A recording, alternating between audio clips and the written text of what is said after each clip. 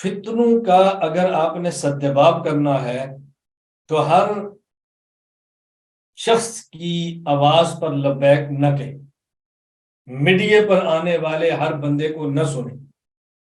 فتنوں کا سدباب کرنا ہے تو جو شخص فتنوں پر مہارت رکھتا ہے، جو فتنوں کا مقابلہ کرتا ہے، اور جو شخص فتنے کا مطالعہ کرتا ہے اور اپنی پوری توانائی کے ساتھ آتا ہے، آپ اس کو دیکھیں، اس کو سنیں۔ عموماً ایسے ہوتا ہے کہ ایک فتنے کے خلاف گفتگو ہوتی ہے، دلائل کے ساتھ ہوتی ہے، بڑی مضبوط اور مؤثر ہوتی ہے، اور ایک چلتا چلاتا کلپ آتا ہے ایسے بندے کا جس کا رد فتن موضوع بھی نہیں ہے، فتنوں پر اس کا مطالعہ بھی نہیں ہے، فتنوں کا رد اس کا مزاج بھی نہیں ہے۔ وہ ایک بات کہہ دیتا ہے تو لوگ کہتے ہیں نہیں فلاں نے تو یہ کہہ دیا، فلاں حضرت نے فرما دیا، فلاں شیخ صاحب نے فرما دیا، فلاں مفتی صاحب نے فرما دیا۔ میں ان سے پھر یہ بات پوچھتا ہوں، کیا ان کا اس موضوع پر مطالعہ ہے؟ کیا ان کا یہ موضوع ہے؟ کیا ان کا یہ مزاج ہے؟ جی نہیں۔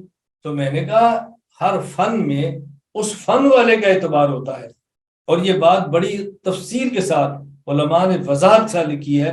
ہمارا بھی انشاءاللہ 12 تاریخ سے اصول عقائد کورس چل رہا ہے، آپ اس میں داخلہ لیں، آپ اس میں شرکت کریں۔ ہم نے تفصیل سے اس پر بات کی ہے کہ تفسیر میں ماہر تفسیر مفسر کا قول معتبر ہے، حدیث میں ماہر حدیث محدث کا قول معتبر ہے، اور فقہ میں ماہر فقہ فقیہ اور مفتی کا قول معتبر ہے۔ اسی طرح ہر فن میں اس فن کے ماہر کا اعتبار ہوتا ہے۔ تو فتن کے مقابلے میں بھی رد فرقے باطلہ کرنے والے شخص کی بات معتبر ہوتی ہے، دائیں بائیں دیکھنے کی حاجت نہیں ہے۔ یہ فلاں نے یوں کہہ دیا تو فلاں نے یوں کہہ دیا تو فلاں یہ کہہ رہا ہے۔